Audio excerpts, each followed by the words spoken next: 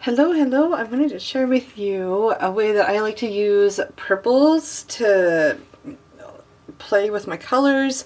I am doing a card that I thought was inspired by like this galaxy thing, but I didn't want it to scream galaxy. I wanted the colors to speak for itself along with the sentiment. So, and I wanted to play with all my purples to kind of see the different colors. So this was a product of that. Anyways, let's get started. Yeah, so I have my card panel right here. And what I'm going to do is I'm going to decide kind of where I want to start. I'm actually going to, you can use a flat brush. I like using a mop brush, a round mop brush. It doesn't really matter. I have a couple of purples here. You can't really see because it's zoomed in pretty close, but I got this is lavender, this is a Quin magenta, this is rose of ultramarine, a Diaxizine purple, and then I got some moon glow that you probably can't really see, but it's like right there. So I got a bunch of different purples on my palette along with some greens and blues, but we're not going to use greens, we're going to use the purples. So anyways, to get started, I'm going to let's see, I like to always give my reference. So I have a lot of, and I think I even put like anyways, I also had some, it looks like indigo, so I don't know, we'll see how it goes. But it's a color play, so it's what, you know, whatever you think will work. And I just like to get my palette wet. I'm using a pie pan for my palette. I don't think there's anything wrong with that. And I'm just gonna start painting. I really love ultramarine, rose of ultramarine. It really has a pretty, and my brush is a little bit juicy. That's a good word for it. And my goal here is to see how these purples interact with each other. So I know when I want to do like a purpley floral, I know exactly how they work together. So then I can pair them together.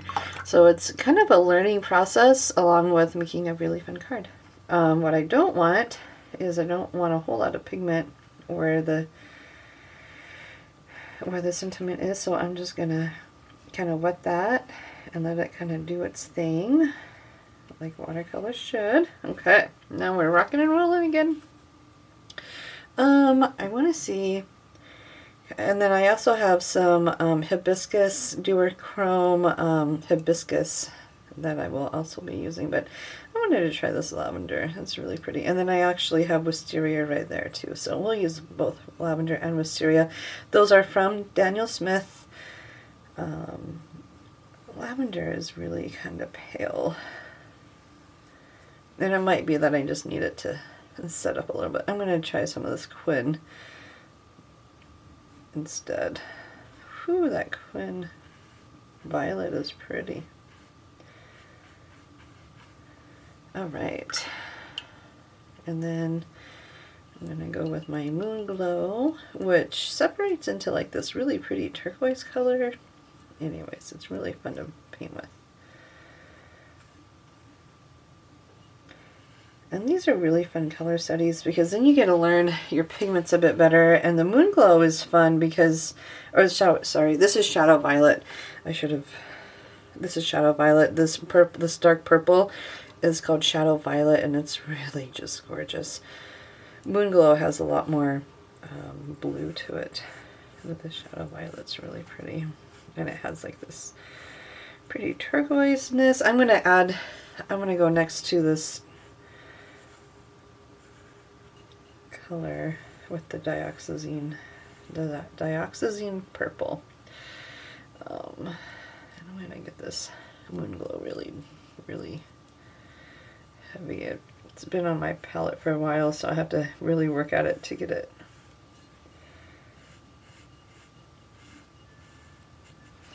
There. I'm gonna just go straight in with this color next. So I really want to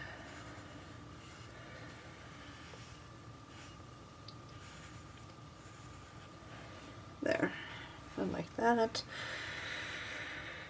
we'll go in with Wisteria. Wisteria has a Wisteria is another Daniel Smith paint that I love.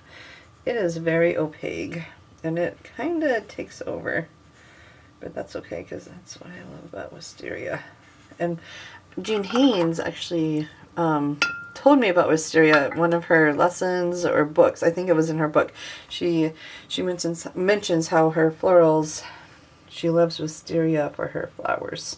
And I thought, well, if it's good enough for Jean Haynes, I must try it. So I tried it, and I really do love Wisteria. It has to have some kind of gouache to it or titanium in it because it is very opaque. It's not a translucent medium. Whereas this Quin color that I'm putting down, that's translucent. You can see through it. It's quite pretty together. When you put the Wisteria next to the Quin gold, you just get this really pretty look to it. Okay, and I'm going to finish this up with some darker purples. I like that. And now I'm going to go in and add some of my this is Hibiscus, and it looks like I really liked it because I put a bunch of paint on my palette. And now I'm just going to kind of go in and I'm just going to add it. Essentially what I'm doing is I'm glazing over it. So that's kind of fun. I'm going to take some more of this Moon Glow because it really didn't. I just need to get new ones, so I'm gonna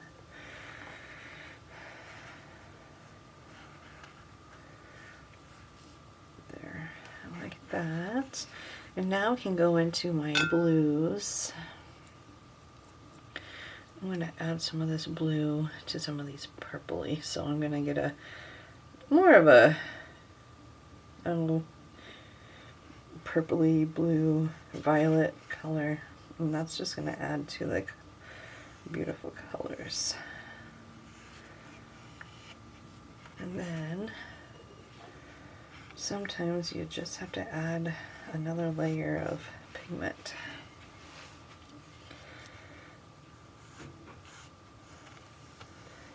Just like that. And then I'm going to go back in with Wisteria. I really do love the Wisteria color. It just gives a really neat, pretty look to it. Oh, there we go. I'm going to go back into my duochrome Hibiscus color. It has this like violet pink quality to it. It's truly magnificent. And add some of that. Get rid of my thumbprints. But you get the idea. And then I can just layer and layer and layer until I get it perfect. Maybe one right here.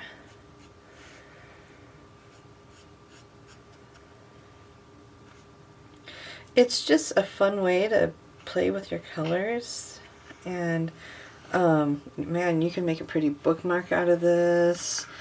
If I had fresh Shadow Violet on, like just from out of the tube, it'd be a lot darker, but it's been on my palette for about a week, and so now I'm trying to get it on my brush, and it's just not working as well because it needs, some pigments are really good at reconstituting, and Shadow Violet is, but you don't get that dark look to it until way later. And maybe if I used a different brush that would help too, but you are getting the idea. And how pretty is that? I think that's so gorgeous.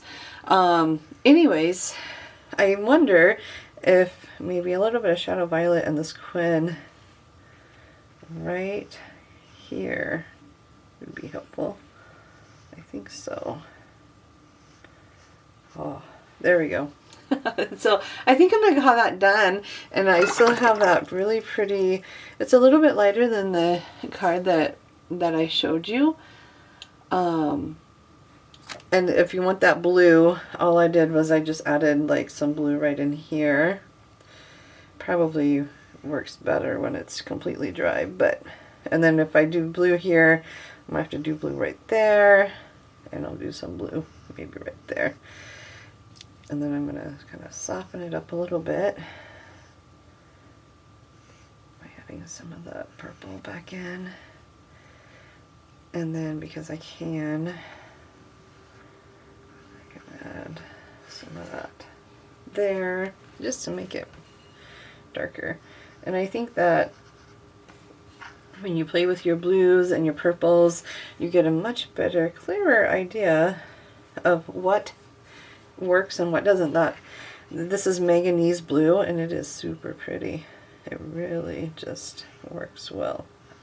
But I love making these types of cards.